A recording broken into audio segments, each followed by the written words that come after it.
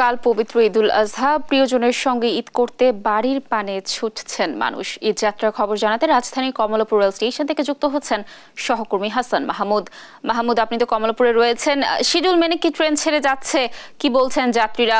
তারা কোনো ভোগান্তির শিকার হচ্ছে কিনা, কি তথ্য রয়েছে?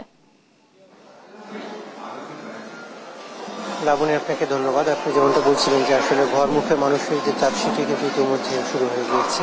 আজকে শেষ দিন, আজকে আগামীকালকে পবিত্র ঈদুল আজহা পালিত হবে সারা দেশে। সেই উপলক্ষে কিন্তু সাধারণ মানুষের যে ভিড় সেটি কিন্তু এখন পর্যন্ত কমলাপুর রেল স্টেশনে ব্যাপক দেখা যাচ্ছে। আমরা সকাল থেকে যেগুলো দেখেছি যে যেসব ট্রেন ছেড়ে গিয়েছে সেগুলো কিন্তু অনেকটা সময় মতোই ছেড়ে গেছে, 2-4 মিনিট কিছুটা দেরি হয়েছে। এর বাইরে কিন্তু সেরকম শিডিউলে বড় ধরনের পরিবর্তন আমরা দেখিনি। এবং আজকে একটু পরে অর্থাৎ 7:30টার দিকে তিস্তা এক্সপ্রেস যেটি বুড়িমারির দিকে যাবে সেটি কিন্তু কিছুক্ষণ পরে ছেড়ে যাবে এবং সেটিও কিন্তু ইতিমধ্যে প্ল্যাটফর্মে এসেছে এবং মানুষ কিন্তু সেটিতে উঠছে এবং তাদের নিজের আসন গ্রহণ করছে। এবং গত কয়েকদিনে আমরা যেটি দেখেছি যে এবার ঈদের যে ঈদ যাত্রা সেটি কিন্তু অনেকটাই নির্বিঘ্নে হয়েছে এবং সাধারণ মানুষ কিন্তু ঠিক সময় মতো আসলে যেতে পেরেছে। সবগুলো ট্রেনে আসলে সময় মতো ছেড়ে গিয়েছে, যদিও কয়েকটি ট্রেন 2-3 ঘন্টা কিছুটা দেরিতে ছেড়ে গিয়েছে। এর বাইরে কিন্তু সেরকম শিডিউল বিপর্যয়ের মতো যেসব ঘটনা সেগুলো কিন্তু ঘটেনি। আপনি জানেন যে এবার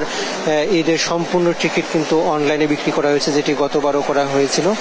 তারই ধারাবাহিকতা কিন্তু এবারও সব টিকিট অনলাইনে বিক্রি করা হয়েছে সাধারণ যাত্রীদের ভোগান্তি কমাতে। এবং আজকে আমরা দেখছিলাম যে 3 স্তরের যে নিরাপত্তা ব্যবস্থা সেটি কিন্তু কঠোরভাবে পালন করা হচ্ছে এবং টিকিট চেকিং করে 3 স্তরে টিকিট চেকিং করে কিন্তু আসলে যাত্রীদেরকে ভেতরে ঢোকানো হচ্ছে। সেক্ষেত্রে কিন্তু বাইরের দিকে কিছুটা মানুষের ভিড় রয়েছে, তবে ভিতরের দিকে সেরকম কিন্তু ভোগান্তি আসলে নেই বললেই চলে। এবং আমরা জানি যে এবার টিকিট যার ভ্রমণ তার সেরকম একটা স্লোগান নিয়ে আসলে রেলওয়ে কর্তৃপক্ষ এবার শুরু থেকে আসলে কঠোর পদক্ষেপ নিয়েছে। সেই প্রেক্ষাপটে কিন্তু এবার টিকিট ছাড়া কিন্তু কাউকে ঢুকতে দেওয়া হচ্ছে না এবং প্ল্যাটফর্মের ভিতরে ঢুকতে দেওয়া হচ্ছে না, বাইরেই তাদেরকে দেওয়া হচ্ছে। এবং স্ট্যান্ডিং টিকিট যে 25% দেওয়ার কথা সেটি কিন্তু দেওয়া হচ্ছে, সেই কথাই কিন্তু কিছুক্ষণ আগে বলছিলেন। এবং আমরা রেলওয়ের কর্মকর্তাদের সঙ্গে কথা বলার চেষ্টা করছি, তারা যেটি বলছেন যে এবার ট্রেনে আসলে আগামী যে কয়েক ঘন্টা রয়েছে সেখানেও কোনো ধরনের শিডিউল